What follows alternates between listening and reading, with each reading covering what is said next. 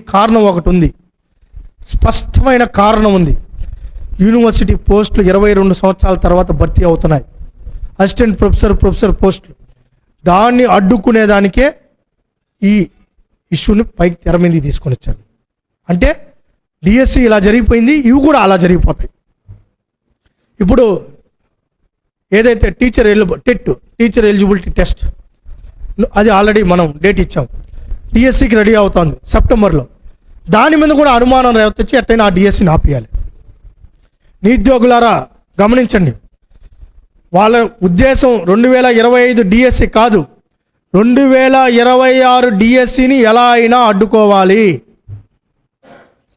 University పోస్టులు భర్తీ కాకుండా ఎలా అయినా అడ్డుకోవాలి. జాబ్ క్యాలెండర్ ఇచ్చాం, ఆ జాబ్ క్యాలెండర్ ఎలా అయినా అడ్డుకోవాలి. ఏ అధికారి కూడా ఇంక సంతకమే పెట్టకూడదు. ఏ అధికారి కూడా ఇంక సంతకం పెట్టకూడదు నోటిఫికేషన్లో. ఇప్పుడు నిజంగానే వాస్తవం ఇంకో విషయం చెప్తాను మీకు. 3 లెవెల్ ఉంటాయండి కమిటీ దీంట్లో. Ground level committee, middle level committee, state level committee. Ground level కమిటీలో డిఎస్సి స్పోర్ట్స్కే తీసుకున్నాం. డిఎస్డిఓస్, డిస్ట్రిక్ట్ స్పోర్ట్స్ ఆఫీసర్సు, దాని తర్వాత scrutinise committee, technical committee ground లెవెల్లో ఉంటుంది. వాళ్ళు సర్టిఫికేట్ వెరిఫికేషన్ కోసం లెటర్లు రాయడం, తీసుకొని రావడం. మిడిల్ లెవెల్ కమిటీ ఒక జాయింట్ కలెక్టర్ లేలో, జేఓలు, ఎండి వీళ్ళందరూ ఉంటారు. ఐఏఎస్ ఆఫీసర్స్ వీళ్ళు ఉంటారు, ఒక ఆఫీసరు. ఇంకా జాయింట్ కలెక్టర్ అండర్లో ఆ ఆధ్వర్యంలో, ఏఓ ఆధ్వర్యంలో ఒక కమిటీ ఉంటుంది. ఎడ్యుకేషన్ డిపార్ట్మెంట్ నుంచి 15 మంది దీంట్లో ఉన్నారు. ఇది middle level. State level committee ఏంటి? 4 ఐఏఎస్ ఆఫీసర్లు, GID secretary, sports secretary, education secretary, దానికి సంబంధించి ఏదైతే ఉందో ఇంకొక ఏదైతే దీనికి సంబంధించిన 4 సెక్రటరీలు దీంట్లో ఉంటారు. మరి రావత్ గారు మీకు తెలుసు, ఆయన కూడా ప్రెస్ మీట్ పెట్టడం జరిగింది. స్టేట్ లెవెల్ కమిటీ, ఈ 3 లెవెల్ కమిటీలు అన్నీ స్క్రూటినైజ్ చేసిన తర్వాత ఈ ఏదైతే ఎలిజిబిలిటీ పర్సన్స్ని హ్యాండ్ ఓవర్ చేయడం జరిగింది. మీకు ఇంకొక విషయం, 421 పోస్టులు స్పోర్ట్స్ కోటా కింద వచ్చాయి, కానీ 421 మంది ఫిలప్ కాలా. ఎందుకు ఫిలప్ కాలేదు కానీ కూడా మీరు అడగచ్చు. ఇక్కడ క్లియర్గా మనం డిఎస్సి నోటిఫికేషన్లో ఏమిచ్చాం, మ్యాథమెటిక్స్ అయినా, సైన్స్ అయినా, ఇంకోటైనా ఏదైతే సబ్జెక్ట్స్ ఉన్నాయో, సబ్జెక్ట్ టీచర్స్కి ఏదైతే ఉందో కంపల్సరీ టెట్ ఎలిజిబిలిటీ అయితేనే, స్పోర్ట్స్ పర్సన్ అయినప్పటికీ టెట్లో క్వాలిఫై అయి ఉండాలి. అయిన వాళ్ళకి మాత్రమే దాంట్లో అర్హుడు.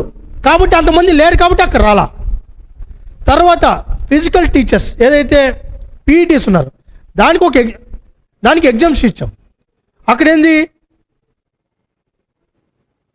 ఏదైతే టీచర్స్ ఏదైతే ఉందో ఫిజికల్ టీచర్ ఆల్రెడీ వీరు స్పోర్ట్స్ పర్సన్స్ కాబట్టి ఆ స్పోర్ట్స్ పర్సన్స్కి వాళ్ళు పోయి మళ్ళీ ట్రైన్ చేసేది కూడా. పీఈటీ అంటే ఏంటి? Physical education teacher. అతని పని ఏంటి? ఆడించడం, క్రమశిక్షణగా పెట్టడం, అదే కదా. దానికి కొద్దిగా ఎగ్జామ్షన్ అనేది ఇక్కడే కాదు అన్ని చోట్ల ఇచ్చారు.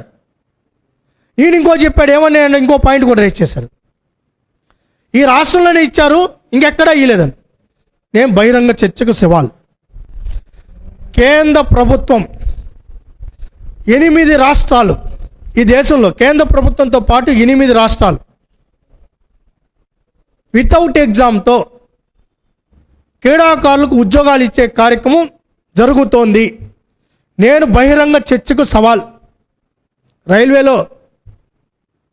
రైల్వేలో పోస్టల్ డిపార్ట్మెంట్ మీరు చూసుకోండి, వాళ్ళంతా ఎలా వచ్చారు అనేది.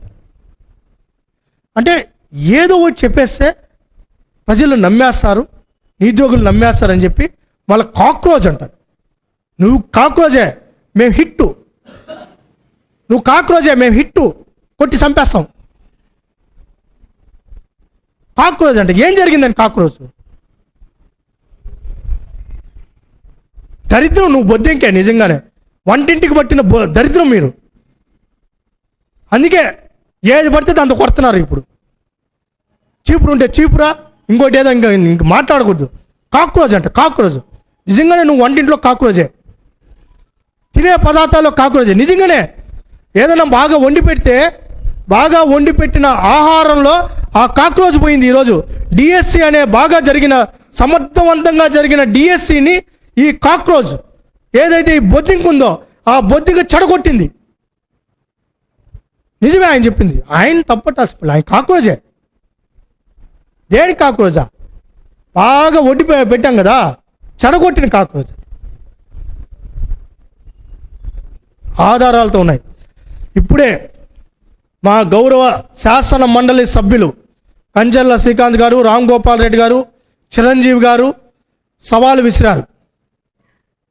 తిరుపతిలో ఇదే ప్రెస్ క్లబ్లో ఎల్లుండు బహిరంగ చర్చకు సిద్ధంగా ఉన్నామని వాళ్ళు వస్తున్నారు. ఎవరైనా జగన్మోహన్ రెడ్డి అయినా ఏ బ్యాచ్ అయినా, నేనే సాఫ్ చైర్మన్, నేను తిరుపతిలోనే, ఈ జిల్లా వాడినే, నేను కూడా ఉంటా. బహిరంగ చర్చకు సిద్ధం. మీరు ఏ దాని మీద వస్తే, ఏ పేపర్ వస్తే అక్కడ మేము చెప్పడానికి సిద్ధంగా ఉన్నాం. ఎల్లుండి ఎవరైనా రావచ్చు. 12 మీటింగ్ అయిపోతుంది, 13వ తేదీ ప్రెస్ క్లబ్కి వస్తున్నాం.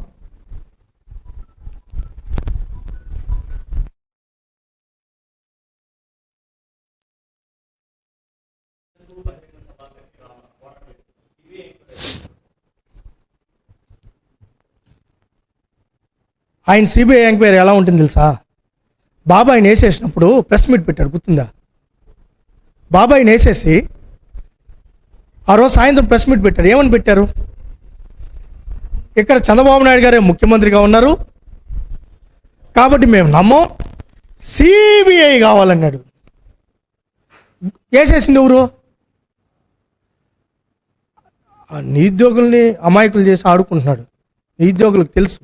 అందుకే అందరినీ పిలిచాడు. 1 నెల రోజులు ఆ పార్టీలను, ఈ పార్టీలు, ఆ సంఘాలను, ఈ సంఘాలు డబ్బులు కూడా ఇస్తామని చెప్పారు. పాపం విఘ్నులు సంఘాలు, విద్యార్థి యువజన సంఘాలు విఘ్నులు, వాళ్ళకి అన్నీ తెలుసు. ట్రాన్స్పరెన్సీ అంటే తెలుసు. నిజంగా వాళ్ళందరినీ మెచ్చుకోవాలి. వాస్తవాలు తెలుసు కాబట్టి ఎవరు రాలా. ఇంకా లాస్ట్కి ఏమైంది? సిబిఐ అంటే ఈజీ కదా, ఒక వర్డ్ కదా, నోట్ల నుంచి మాటే కదా. సిబిఐ కేంద్రంలో కూడా మేమే ఉండేది. బహుశా ఆయన మమ్మల్ని రాష్ట్రం అనుకుంటున్నారు. మేము రాష్ట్రం ఇక స్టేట్ కాదు, నేషనల్ మాది. సెంట్రల్ మాదే, స్టేట్ మాదే. డబుల్ ఇంజిన్ సర్కార్. ఆ విషయం ఆయన మర్చిపోయాడు.